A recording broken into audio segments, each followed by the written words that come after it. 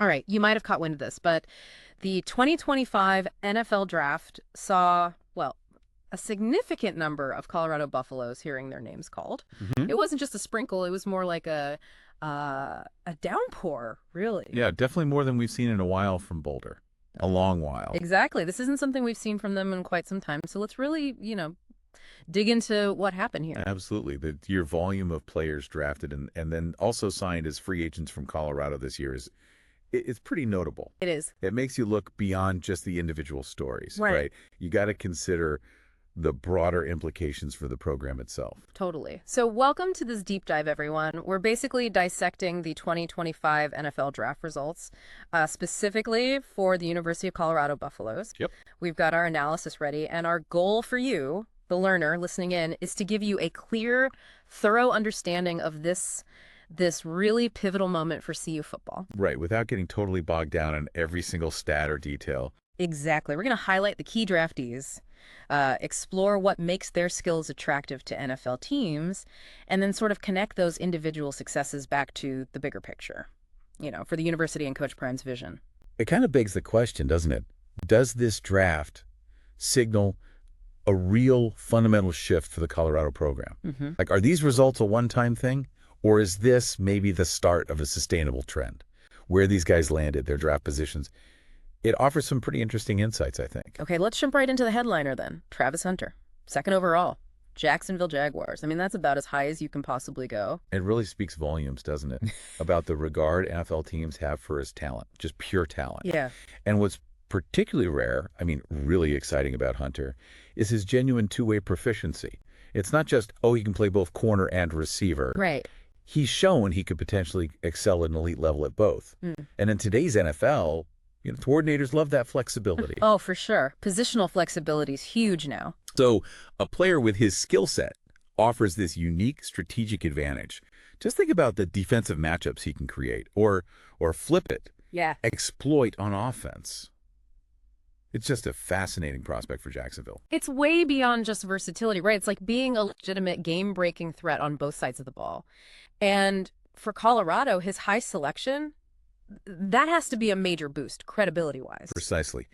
Coach Prime has really emphasized developing top-tier talent. Mm-hmm. And Hunter going number 2 overall provides, well, pretty compelling evidence that his program can be that launch pad for future NFL stars. It's a tangible result. It validates his whole approach to player development and, frankly, recruiting. Definitely. And for Jacksonville, getting a player like Hunter could really reshape their strategic options on game day. Not many rookies can do that. Yeah, they're calling it a franchise-altering move. That's the kind of weight people think his selection carries. Okay, moving on. Shedeur Sanders. Pick 144, some middle rounds, going to the Cleveland Browns. There were definitely varying opinions on where he might land, right? That's right. The projections were kind of all over the place for him. But, his landing spot in Cleveland, that could actually be quite beneficial for his long-term development. How so? Well, the Browns have a solid veteran quarterback already in place. So Shedeur won't be immediately thrust into that starting role. Ah, okay.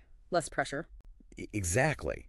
This gives him invaluable time to just learn the nuances of the NFL game, work with pro coaches, adapt to the speed, the complexity, all without that immediate, intense pressure to perform as the number 1 guy. That makes a lot of sense, actually. He's known for his poise, right? Under pressure, his leadership, accuracy. Those are definitely good building blocks for an NFL quarterback. For sure. Key attributes. And then there's the family connection, obviously. Absolutely. I mean, this pick adds another chapter to the whole Sanders family football legacy. And it's also pretty significant for Colorado's own history of quarterbacks. Plus, Coach Prime's direct involvement in Shedeur's development. Yeah. It just adds this personal dimension to the whole selection. It kind of underscores their shared goals and the journey they've been on together. Okay, switching gears a bit to the receiving game. LeJohntay Wester. Selected by the Baltimore Ravens, pick 203. There's a bit of a buzz around this one, like people seeing it as a potential steal late in the draft. Yeah, Wester's an intriguing prospect. What makes him stand out is his proven ability to really excel as a slot receiver. Mm-hmm. He might not have gotten the same level of national hype as some other wideouts, but his skill set, it feels tailor-made for the modern NFL. What specifically? Well, he's got excellent quickness, really reliable hands, and just this knack for finding those open pockets in zone coverage. The safety blanket. Exactly. Precisely the kind of player who can be a quarterback's best friend on crucial third downs. Move the chains. Right.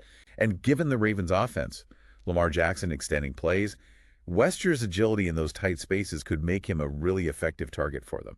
Yeah, catching passes from Lamar Jackson in Baltimore. That's got to be an exciting prospect for any receiver.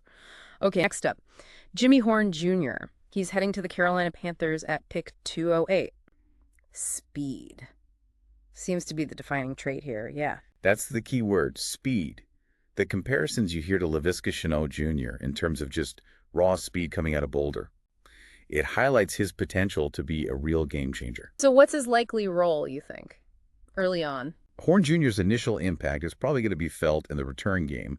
Maybe he's one of those versatile gadget players, someone who can provide an immediate spark for the Panthers' offense. Makes sense. His ability to just create separation with his speed is a super valuable asset. And look, if he can continue to develop his route running, polish that up, Yeah. he certainly has the potential to evolve into a significant deep threat down the line.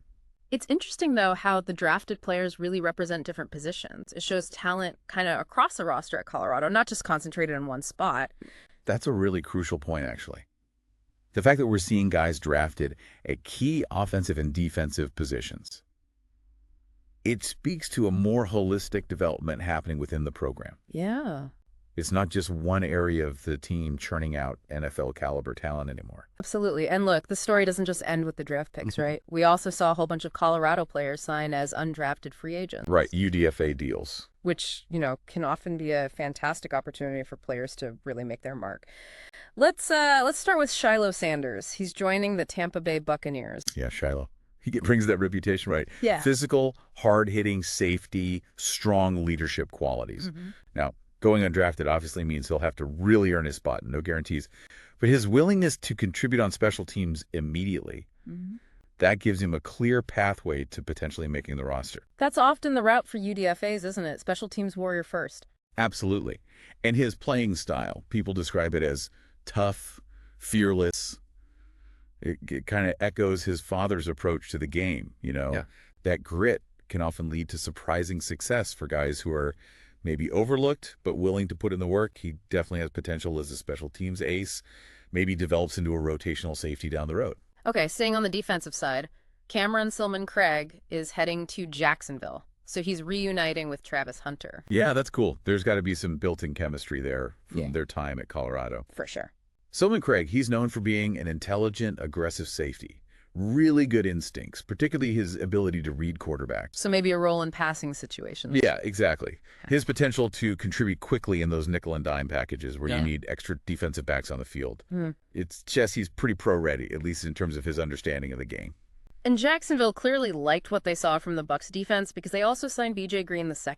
Right. Doubling down. Green offers that explosiveness right off the line of scrimmage. He's got a knack for disrupting plays in the backfield. Developmental guy. Yeah, he's viewed more as a developmental prospect, but with intriguing pass rushing upside. For the Jaguars, adding him to their D-line front just provides another young talent to mold, potentially bolster their ability to pressure opposing QBs down the line. Okay, Tampa Bay also added another Colorado player, this time a receiver, Will Shepard. Sounds like more of a physical target. Yeah, big body. At 6'3", Shepard brings a significant physical presence. Pretty reliable hands, too. That makes him a potential threat in contested catch situations. Red zone, maybe. Especially in the red zone, yeah. Right. Now, he might need to refine some of his route running techniques for the NFL level, sure. Yeah. But look, with Mike Evans getting into the later stages of his career in Tampa, there could be an opportunity there for a receiver with Shepard's size and ball skills to eventually find a role. Interesting. Okay, now here's a local connection. Linebacker Justin Mayers signed with the Denver Broncos. That's always a great story for the hometown fans, right? It really is. Mayers is recognized for his toughness, his relentless effort, his motor, and just strong tackling ability. Special teams again, likely? Yeah, well, he'll likely start out contributing on special teams. His versatility and the way he seems to fit into Denver's defensive philosophy, it could allow him to develop into valuable depth, maybe even compete for a starting role eventually. His work ethic seems to align really well with what the Broncos look for. Good fit, potentially. Then we have Herman Smith III heading out to the Las Vegas Raiders. What are his key attributes? What's the draw there? With Smith, it's athleticism and length. Those make him an intriguing prospect for the Raiders' secondary. And again, versatility on special teams adds to his value. Seems like a theme for these later guys. It often is. The Raiders, especially under their current leadership, have often prioritized aggressive, athletic defenders. Yeah. Smith seems to fit that profile as a developmental player who has some upside they can work with. Gotcha. And finally, Shane Coates. He had kind of a unique situation, right? Yeah. Generated interest from multiple teams before landing somewhere. Yeah, the fact that both Seattle and Denver showed interest in Coates, that says something about his potential. He was considered by some to be a bit of an underrated defensive lineman in this class. What does he bring? He's got power and some versatility on the interior D-line. He'll likely begin as a rotational player, like many UDFAs, but his work ethic, if he can stay healthy, could lead to a solid, productive NFL career. He's got the tools. Okay, so looking at this entire group, then you've got the high draft picks like Hunter, the guys taken in the middle rounds like Shedeur, Wester, Horn, and then this whole wave of guys who signed as undrafted free agents. What's the big takeaway here for Coach Prime and the Colorado program? What does it all mean? I think this draft class, taken as a whole, serves as really significant validation. Validation of the direction Coach Prime is taking the Colorado program. How so? It just provides tangible evidence, proof, that the university can once again be a place where players can genuinely develop into legitimate NFL prospects. It really does feel like this draft signals maybe a return. For Colorado as a consistent producer of NFL talent, something that's been kind of missing for, well, over a decade, really. Precisely. Coach Prime's approach, whatever you think of it, seems to be yielding results. And it's clearly not just about recruiting highly ranked players. Right, there's development, too. It's also about the development and the coaching they receive once they actually get to Boulder. The high selection of someone like Hunter confirms CU's ability to attract and nurture that top-tier talent. Okay. But then the mid and late round picks, like Wester and Horn, they highlight that players who maybe were overlooked elsewhere are also being prepared for the demands of the NFL. And the UDFAs. And the sheer number of undrafted free agent signings, that indicates that NFL teams trust the evaluation and the development happening within the Colorado program. They see these guys as worthy investments. So the implication is, this isn't just a flash in the pan. This draft class suggests maybe a more sustained level of success could be coming. That's the strong indication, I think. Yeah. With continued emphasis on recruiting, on player development, and just the general buzz this draft class has generated. Yeah. It really suggests this could be the beginning of a trend, rather than just an isolated event. Yeah. The expectation, certainly from within the program, and probably from fans too, will be for more Buffaloes to be playing on Sundays in the years to come. Yeah, the analysis we've been looking at uses some pretty strong language, talking about the prime effect, gaining momentum, the Buffalo Stampede just getting started. Right. It definitely paints a picture of a program with significant upward trajectory. It does. Colorado's resurgence, whatever you want to call it, in the college football landscape, it appears to be gaining real traction. And the NFL's recognition of their players through this draft is a massive step in that journey. The football world is, without a doubt, paying closer attention to Boulder now. All right, so just to kind of bring it all together then, the 2025 NFL Draft was, well, clearly a landmark event for the University of Colorado Buffaloes football program. No question. The success they experienced, from that super high first-round pick all the way through those undrafted free agent signings, it offers a pretty strong endorsement of Coach Prime's vision and the direction the program is heading. Indeed. We saw a really diverse group of players find their way to the NFL, representing various positions, different stages of development. It underscores a program that seems to be cultivating talent across the board now, and importantly, providing opportunities for players to reach their professional goals. Okay, so now for you listening, here's something to think about.